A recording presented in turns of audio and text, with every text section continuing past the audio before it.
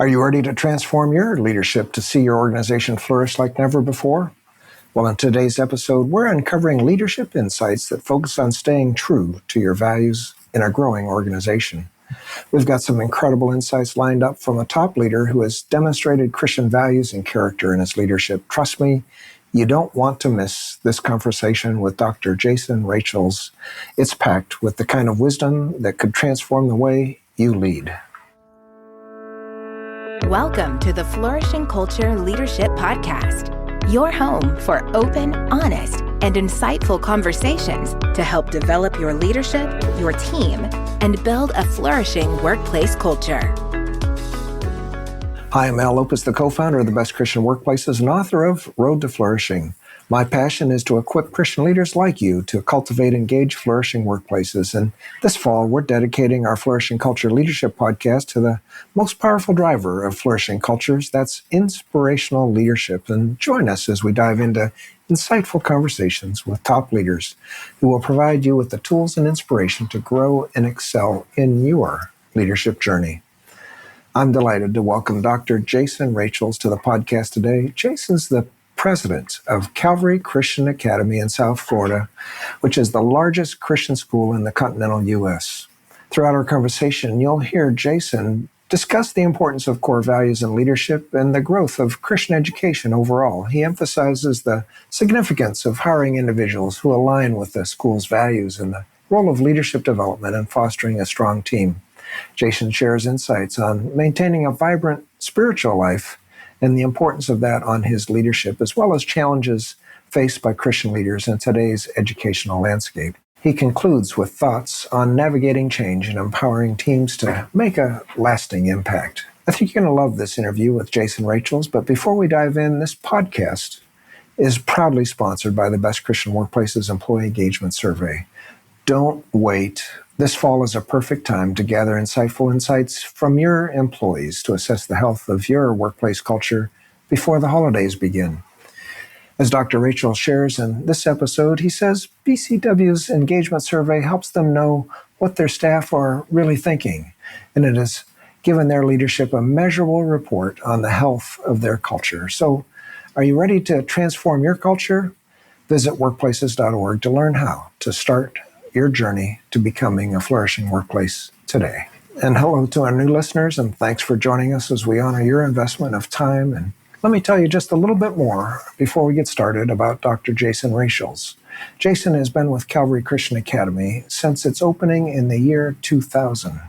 He started as an assistant principal and then served as an elementary principal, high school principal, and head of school. In his current role as president, he focuses on the strategic vision for CCA, supporting its campuses and equipping leaders, both staff and students, to change the world for Jesus Christ.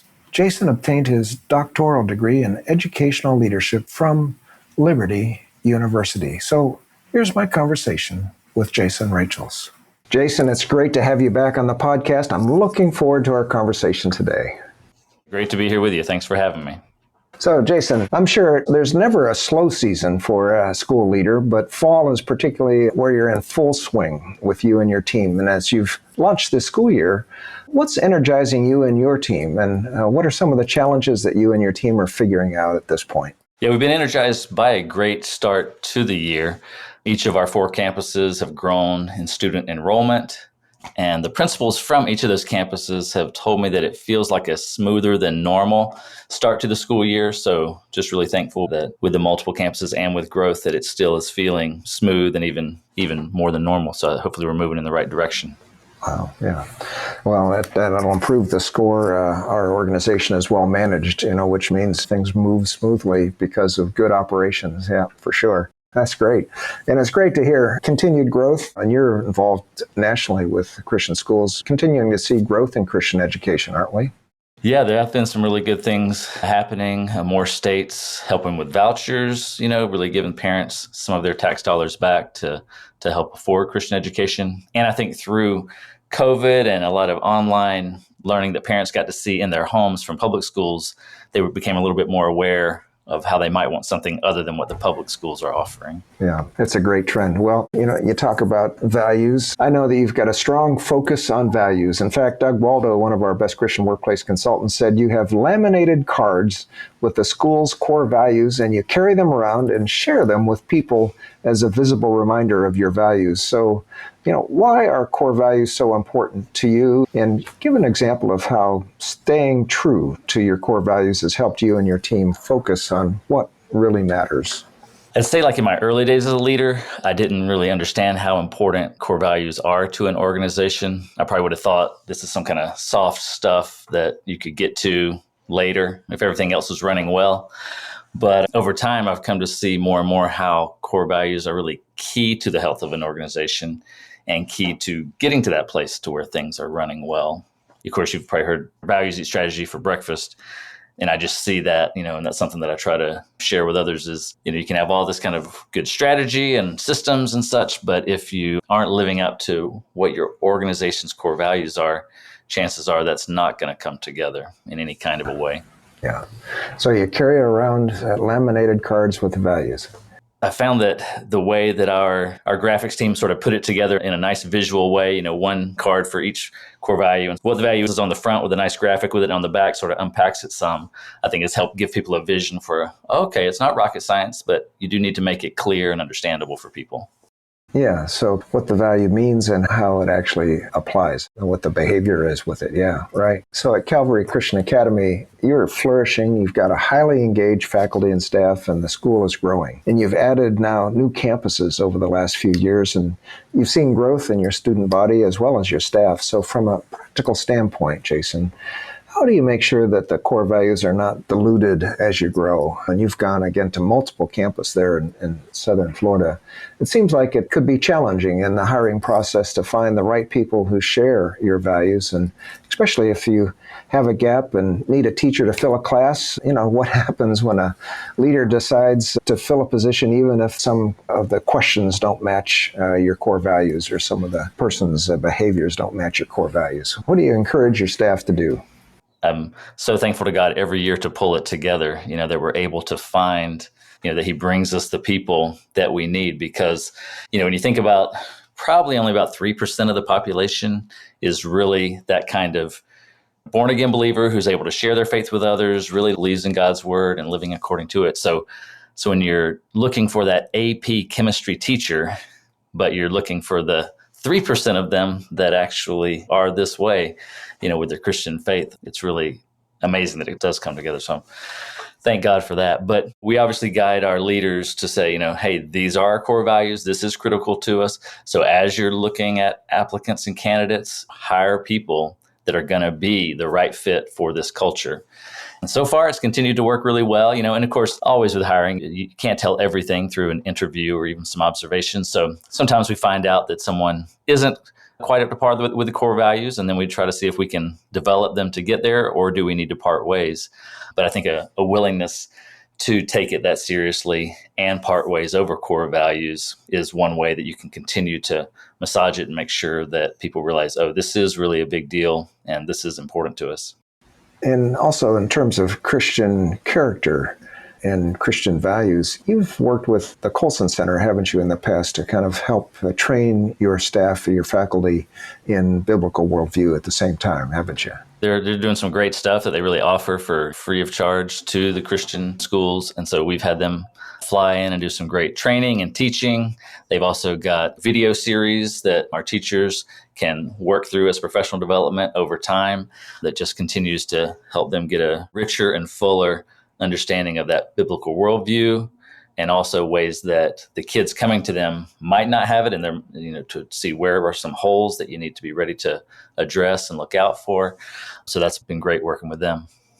That's so valuable, particularly in this day and age where there's such questions of what do we believe and what's our position on these things. Yeah, well, in your years of school leadership, you've brought on a lot of new leaders and invested in leadership development, no question. So based on your experience in developing leaders and building a leadership team, let's talk about the qualities and competencies that you look for in a leader. And what are some of the foundational character qualities that need to be evident in a leader, and what are some of the competencies? So we've got character and competencies. What are some of the competencies and skills that need to be evident before you decide to invest in a leader? And what competencies can be actually developed along that leadership journey?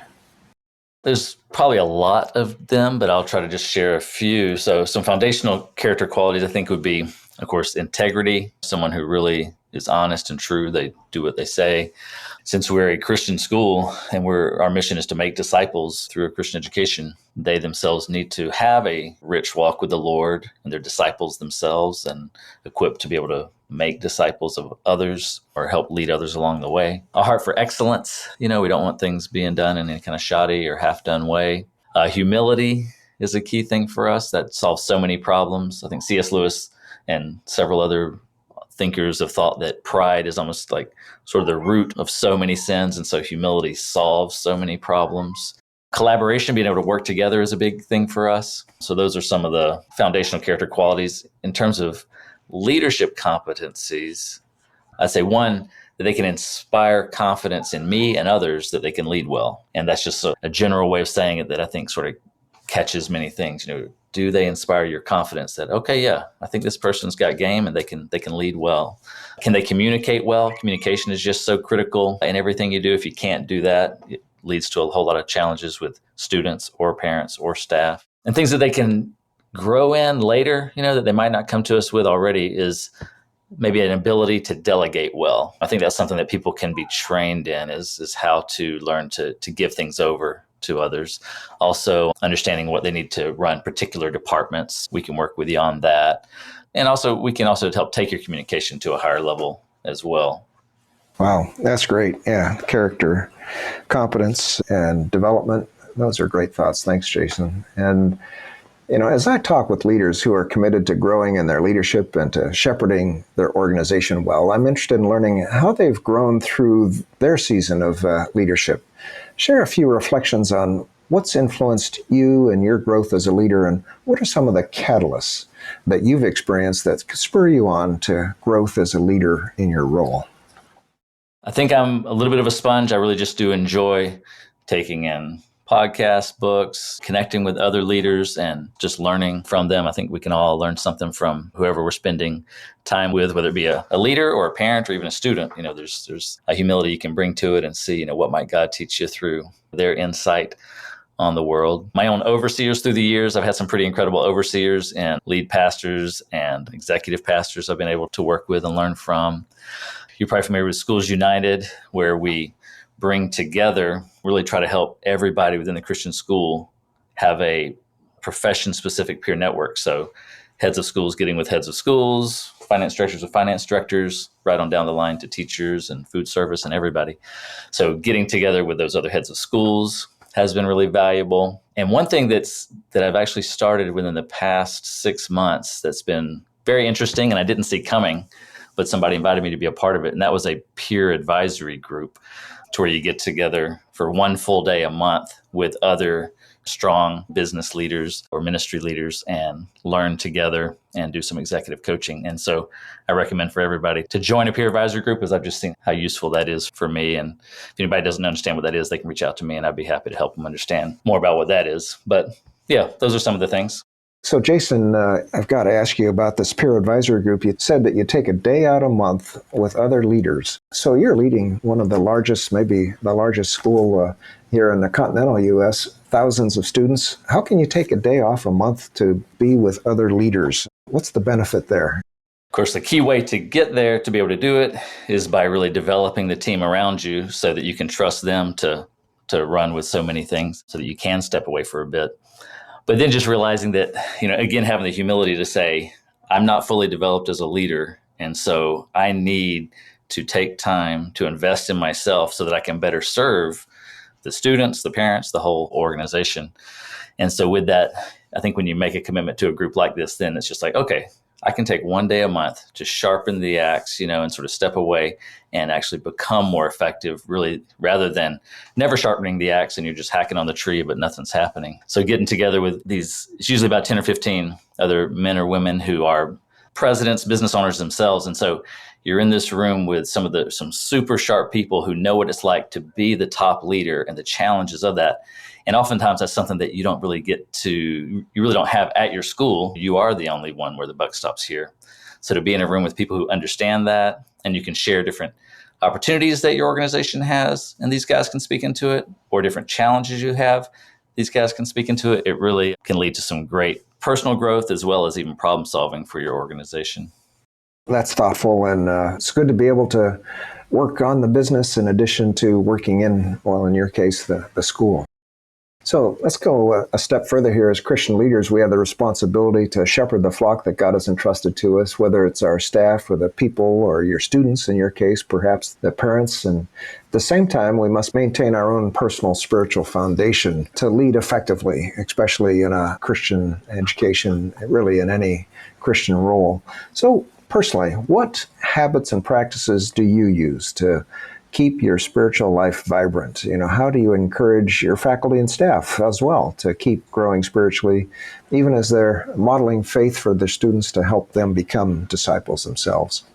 That is a key thing, because you can imagine people who start potentially just going through the motions, and but they really don't even have their own vibrant walk with God. And I think the enemy would always love to get us caught up in busyness and where we're not doing that. So actually, one of our 7 core values is soul keeping. So that's one way we really try to continue to put it in front of our staff, is to say, hey, this is who we are, is we're people who are going to do soul keeping, and we want to make sure that you're putting God first, family second, ministry third. And with that, you're still going to be able to accomplish the best for the ministry, rather than if you were a workaholic for CCA. So encouraging them in that way and giving guidance on it. And as we do even annual reviews, ask how that's going and checking with them, as well as other times along the year, but definitely even formally built into the annual review.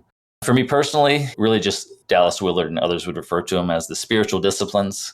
And so prayer, scripture reading, memorization, meditation on the word, worship, fellowship, silence, reading. There's so many different spiritual disciplines which are not a righteousness in themselves, but rather they're things that we can practice that help us to connect to God.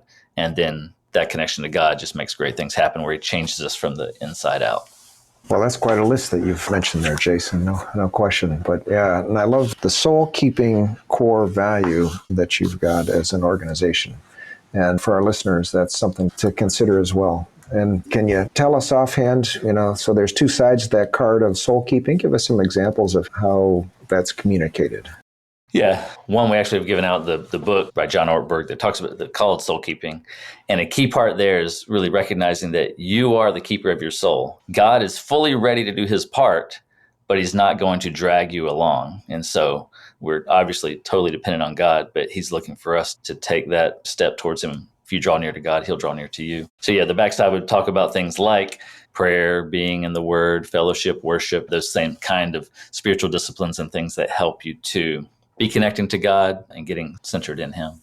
So in addition to your leadership at Calvary Christian Academy, you connect with and encourage other leaders. And I know that you're involved with many activities in this regard. As you interact with Christian leaders in education and other sectors, what are some of the key challenges that Christian leaders face today? Can you point to a few issues that are keeping leaders from being the kind of inspirational leaders that we need in our culture today and into the future?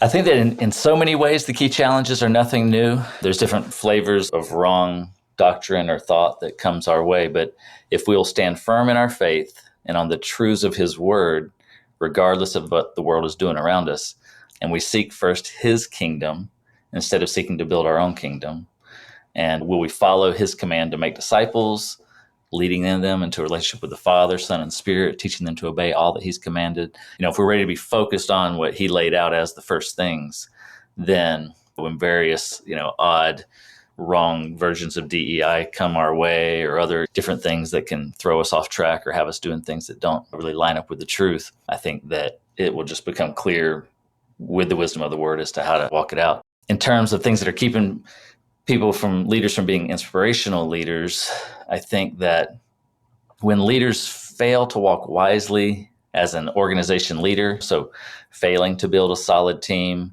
failing to empower others, failing to have wise systems in place, then they find themselves buried in the tyranny of the urgent. And that can keep them from being the leader who can help their school or church or organization to move forward by God's grace.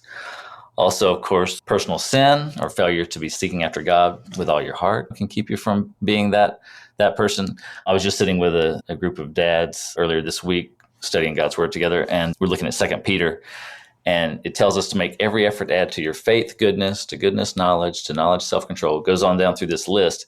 And then he says this, if you possess these qualities in increasing measure, they will keep you from being ineffective and unproductive in your knowledge of our Lord Jesus Christ. So it's like, if we'll continue to be adding those things in, the word promises that'll keep us from being ineffective. So I think that's sort of a solution.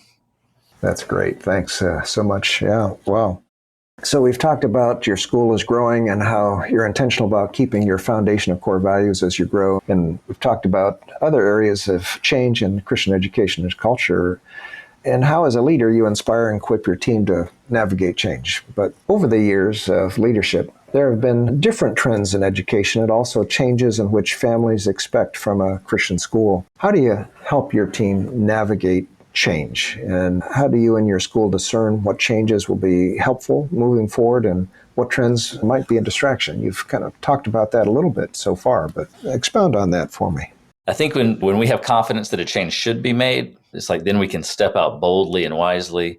And regardless of the pushback we may get, if like we have confidence that, hey, this is the right thing to do, then we're ready to do it and not going to be swayed by even some pushback, because change is hard for a lot of people. But we also try to communicate well, be willing to be patient, purposeful, and phase change in so that we don't freak people out more than necessary. Oftentimes they say people are try to do too much in 1 year and not enough in 5. So it's like, hey, we don't have to change everything tomorrow. We know where we want to go. What's the wisest way to get everybody there? And sometimes you can do things pretty quick. Sometimes you might want to take some more time. In terms of how to discern which changes will be helpful, one of my favorite verses, and I just pray God help us to be these people, is 1 Chronicles 12:32, where it says, the sons of Issachar, men who understood the times and knew what Israel should do. So I hope that we're like that, and we're men and women who understand the times and know what Calvary Christian Academy should do. And I think that if we want to be that, and we're really trying to do it right before God, that He promises to teach and lead us. We're always looking to see how can we best lead and care for the kids, lead and care for our faculty and staff, further the mission of the school, further God's kingdom. And I believe that when we're discerning correctly, all those things line up. It's really the same thing. Well, what's best for the kids is what's best for the teachers and is what's best for the kingdom of God. Doesn't mean it's the easiest thing. Sometimes what's best for the kids might be a lot of work for the teachers, but it's still the best and where they're going to find the greatest fulfillment as they're doing the best thing to lead kids along academically and even more importantly as disciples. And you've created a flourishing workplace culture where people, your faculty and staff they're focused on serving the students that you have, the kids, and to develop them into disciples for a long time, kingdom impact. I know that's for sure, yeah. Well, Jason, we've learned so much from the conversation. I really appreciate, as we just think back about your focus on core values, for example, and how you've been able to continue your growth as an organization by keeping those core values at the forefront. And how even though you might have a hard time hiring that AP chemistry teacher, but you're going to focus on somebody that really matches your core values. I appreciate your focus on leadership, how you've described key character elements that are important in the hiring process and the development process, and as well as your development and how you help others develop in the faith and how you have grown, your personal approach to growth. I'm a sponge, you said, and I'm wondering how many of us would say, yeah, we're a sponge, that you've had mentors along the way, that you're involved in peer networks. That's great. Keeping the spiritual disciplines to keep your faith alive and be an example for others. And then your trends, what you're seeing, and how you're leading the school to continue its effective ministry. So based on this conversation so far, which has been so rich, is there anything that you'd like to add that we've talked about? I appreciate that encouragement. I really appreciate you having me as well. And I just really appreciate the work that you guys are doing at Best Christian Workplace, as it's helped us as we use the surveys every year to see what our staff are really thinking about all these different areas And it's really helped us to have a better feel and to be able to make sure, how are we doing at culture? How are we doing at helping our staff to be engaging? It's been a really good thing. And only other thing I think to add is just to encourage Christian leaders to be willing to take risks, think about, hey, how can we further God's kingdom? And probably it's by furthering their mission. They probably have great missions. So how can you take some risk and go after that? Not crazy, of course, but prayerful and thoughtful. And also, just the number one key to me is getting a great team around you and empowering them to let them run and see what God will do through them versus trying to control it all yourself. And as you said, delegation. And this is a key issue I think we can all think about. How can we delegate to great leaders around us? Yeah. So, well, Jason, thanks so much for your contribution. I really appreciate your commitment to raising up the next generation of students to follow Jesus through their lives, to be disciples, not only in school, but for the rest of their lives. So thanks for taking your time out today and speaking the lives of so many listeners. Yeah, and I appreciate you having me. It was a great time. Thank you so much for listening to my conversation with Dr. Jason Rachels, and I hope you enjoyed it as much as I did. You can find ways to connect with him and links to everything we discussed in the show notes and transcripts at workplaces.org/podcast. And if you have any questions for me about our podcast and have any questions on flourishing culture workplaces, please email me, al@workplaces.org. And next week, keep on listening to our weekly podcast as we continue to learn from leaders who are proven inspirational leaders exhibiting Christian character and excellence in their leadership. Next week, we have the privilege of talking with Becca Spranlin, who is the president of On Mission, discussing designing your organization to stay on mission. The Flourishing Culture Leadership Podcast is sponsored by Best Christian Workplaces. If you need support building a flourishing workplace culture, please visit workplaces.org for more information. We'll see you again next week for more valuable content to help you develop strong leaders and build a flourishing workplace culture.